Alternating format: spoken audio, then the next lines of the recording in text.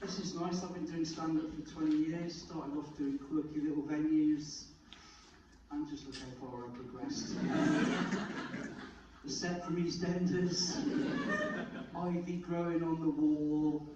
No, this is nice, and this is really nice coming up to Worcester. And I don't do audience participation, but I was interested the fact that the skinniest man in the room, when he asked you to move to the front, you said, well, I've sat at the front for the past 2 to 3 times, and he said, just move to the front, all right, and you're there, and you're in the army. You didn't put up a fight either, which is fantastic, that's brilliant. And you, what do you play as a musician? I sing and play bass guitar. Okay, so I'm a drummer, so you fucking hate me, probably. So you're a proper musician. Are you in the same band? No. So what is going on with your look? Because you're sort of on the upper end, older, but trying to look like someone out of Oasis in a bass. And it's not fucking working. The size of that watch is so big you can't even get your sleeve over it. You're going to get hooked on the way out, aren't you? So I don't do audience participation. I don't do audience. But Dave, it was nice that your lovely wife partner. Is it Dave? What's his name? Well, yeah, there's only one bloke saying actually. But whatever your name is, you put up a massive fight to not sit in the front, didn't you? Because these two came in straight away. Yeah, we're going to sit there. You, no problem at all, did you? You were absolutely fine. And you're going, get in now. And he's out the back, just having a fag, doing his best to stay out there with Kev at the back. You two associated, because Kev, you said if I sit out here, you'll be safe. You fucking won't. You won't be safe. And what is going on? What is your look? Because we've obviously got the Oasis boys at the front. And I don't know what to make of you as sort of like the punk skinhead rocker with a dog chain. What is going on? Is this like you three have got together and think, fuck it, we've got a middle-aged crisis going on. Let's just go with something absolutely ridiculous. We'll sit right in the front row because we'll be perfectly safe then. And then, yeah, I think the rest of you, I haven't got anything to say about you, to be honest. Boring. I'm leaving you alone because I thought, can I have a go at her? But you look like such a strong woman. You just rip me to bits. And if you, honestly, if you want to heckle, I know Alex said don't heckle, but I couldn't give a fuck. You can heckle as much as you want. I might be little, but I'm vicious, alright? So that's all that audience participation, which I don't do either way. So I should tell you, I am an award-winning stand-up. So I'll wait for you to finish, it's fine. I'll tell you that, no, it's fine, you don't have to apologise. I am an award-winning stand-up. Right, okay, it is not as glamorous as it sounds, okay? This year I did the Leicester Comedy Festival. I won the Silver Stand-Up, which is basically a competition, and to qualify you've got to be over 55. That's it. No upper age limit. There was 13 of us backstage. It was like God's waiting room for comedians. One bloke sat in a chair, eyes closed. We didn't know if he was asleep or dead. Somebody said, do you think we should wake him? I was like, oh fuck it, it'll increase our chances. And I did my bit, it's 5 minutes, and I won it, right? But yeah, no, it's great, fantastic. I phoned the wife, I said, you know, never guess, after 4 years of trying, I finally won. She said, oh, that's fantastic. What have you won? Right, now you will have deduced from her accent that I am in fact married to a lady from Bangladesh. So I said, I've won a trophy. She said, anything else? No. 2 hours later, I'm back home in Gloucester, walk in, showed her the trophy. Did you win anything else? No, just this trophy. Okay. I have googled the website, right? When were you going to tell me about the £500 cash prize? I was gutted, right? Because I had that earmarked for a special night out, and she ruined it and said the thing is, like, you should always tell the truth. That's fine. End of April, she was on a cruise for 7 nights. On the Wednesday night, she phones me and asks that question no bloke really wants to answer. Are you missing me? And I thought back to what she said about always telling the truth. She was like, fucking no. And she was horrified. She said, well, I bet the dog's missing me. He wasn't. He was absolutely loving it. Like, he was sleeping with me every night. We were down the pub every night. He was eating crap food. He said, has she got to come back? I said, yeah, unfortunately, he said, but this is so much better, just you and me. And I said, yeah, I know, but she has got to come back. And the competition was 2 days after Valentine's Day. And we did celebrate Valentine's Day. I found the forest, planted some flowers.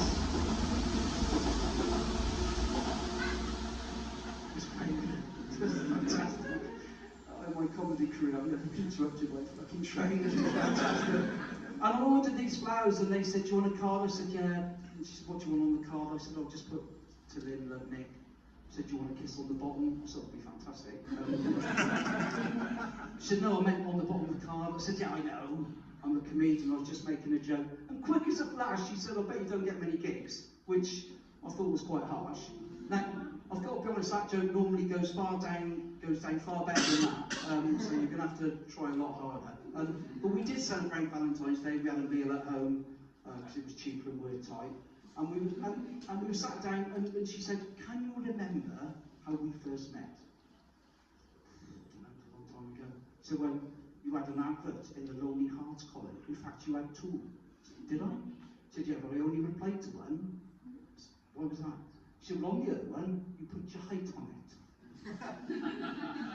I didn't realise she was heightless. I should have known, because about a week after we got together, I suggested a day out at Alton Towers, and she said, you wasted money on you, wasn't it? Really?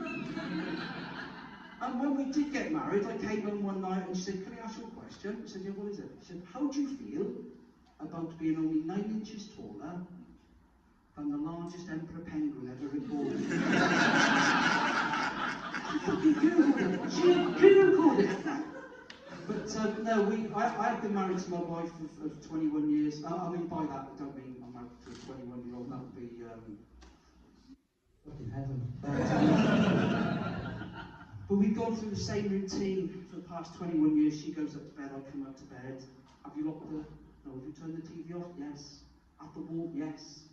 Have you locked the back door? Yes. Have you locked the front door? Yes. At the bottom? Yes. At the top?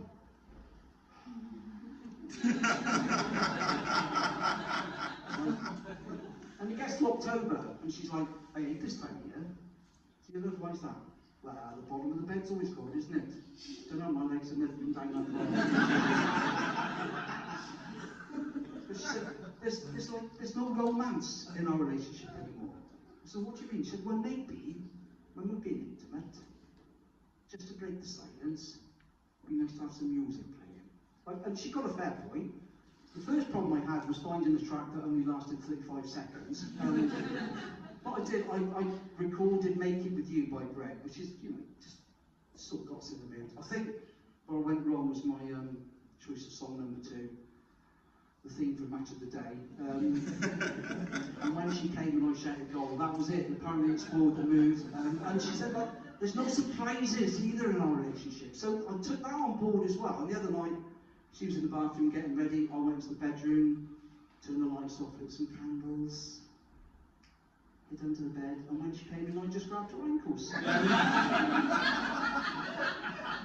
And apparently that wasn't a surprise she was looking for. You want to try it, it's fucking brilliant. But she did surprise me just before Christmas, because she said, you have remembered you're picking me up from my work stool tomorrow. Now that did come as a surprise, because she's self-employed. And works from home. I said, no, that's fine. So I met her at the allocated time, she got in the car. All I said was, have a nice time. Are you saying I'm drunk? Oh, don't, no, but clearly you've had a drink. Well, I don't think you love me. Oh. In fact, I don't think you've ever loved me. Is that her? Well, I do, I have. Can't guarantee going forward. Well, if you love me, you can prove it right now.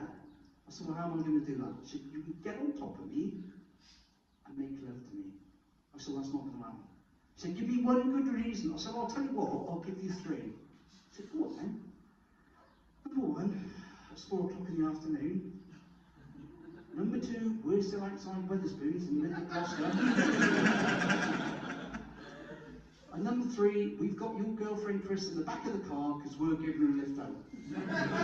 And that's the thing, she's got a girlfriend. She was the one, she's been away for 7 nights on this cruise. I wanted one night away with my girlfriend to spend that 500 quid. The shit she gave me from that. We did dry January earlier this year. We still drank. Just no sex. And it was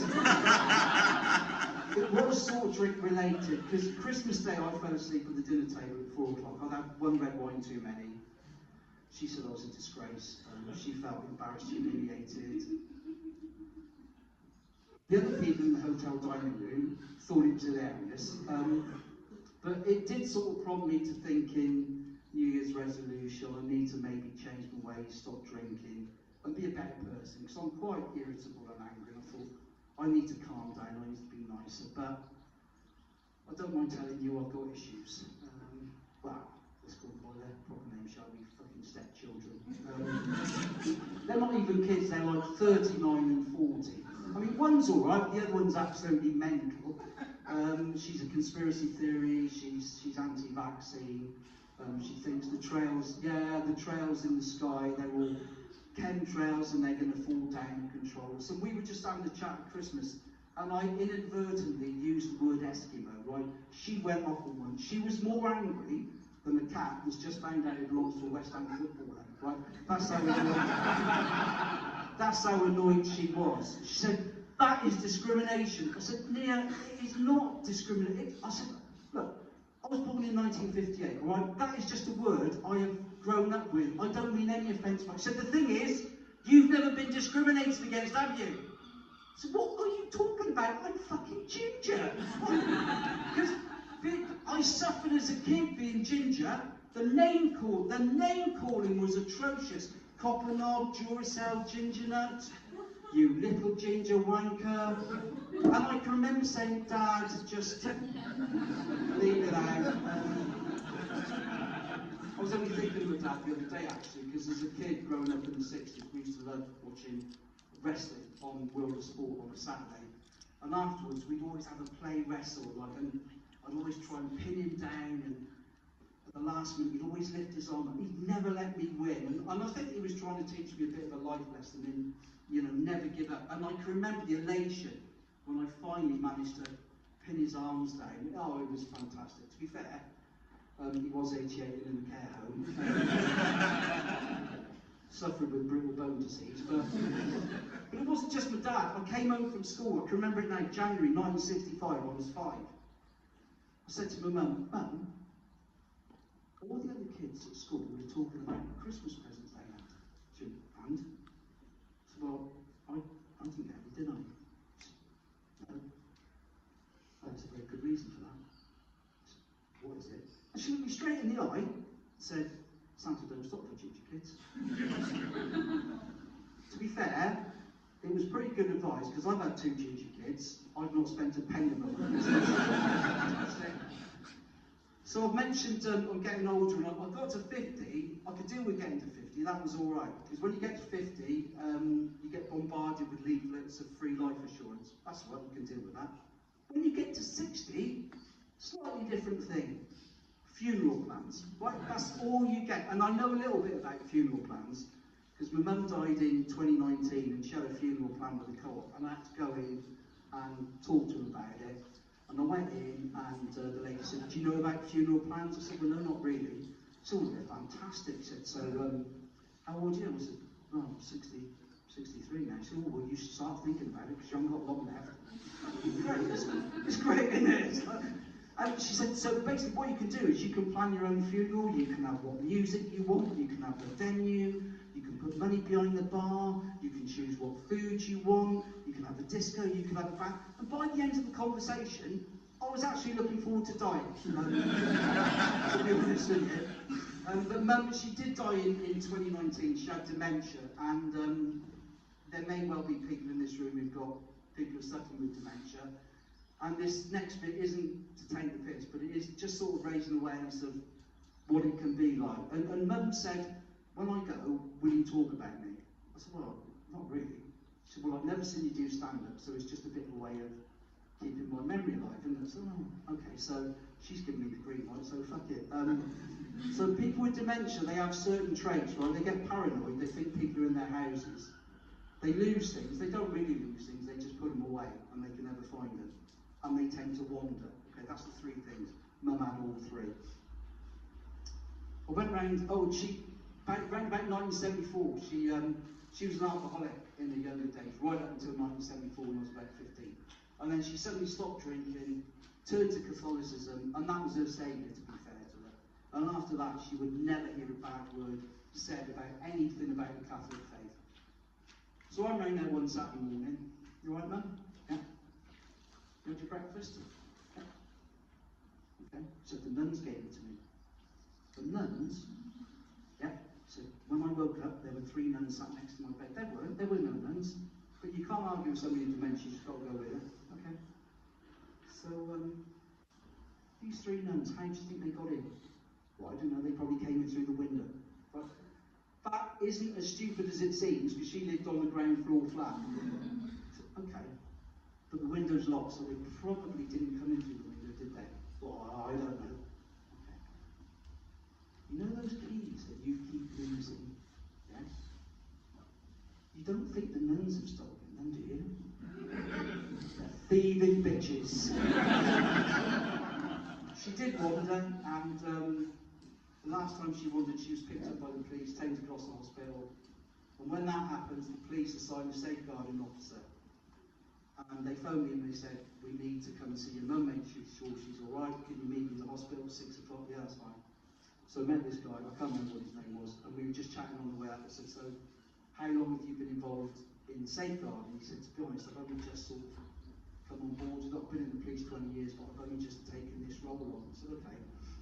One piece of advice, don't believe a fucking word she tells you, right? So we're in the room, in the ward, there's about 8 beds. She's in the bed here, and it's quite quiet. It's September, dusk is settling, there's families milling around, quite quiet, they're all chatting. Come in, mum's laid down.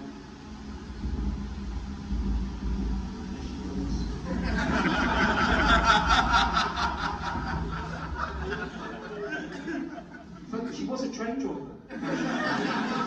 She wasn't. Hi mum, you alright? Yes, who's this? I said, this is PC so-and-so. Have you come to arrest me? He said, no, Gene, I haven't come to arrest you. Well, have you come to arrest him? No, why would I arrest Nicholas? Well, he murdered his brother. No, I said, Tim died in 2009. Do you remember he had heart disease? Do you remember that? You would say that, wouldn't you? And of course, they've only just let him out of jail. This policeman looked at me. Have you just come out? I said, no. Remember what I said? No. Just ignore it. By now, everyone in the ward had stopped talking. They were fucking listening to her. Silence for about 2 minutes. They're all waiting to see what she comes out with. And then she just comes out with the classic. And of course, he made me have sex with her before we were married. This one woman across the road said, that is disgusting. I said, look, we're going, come on. I grabbed this box, so I can't deal with this anymore. We're going. As we're walking out, under her breath, she says, it's that poor dog I feel sorry for. We get outside, and the policeman said, so have you got a dog? Oh, I'm like, well, yeah. Oh. So that bit's true. Anyway, you've been a delight. Thank you very much for listening.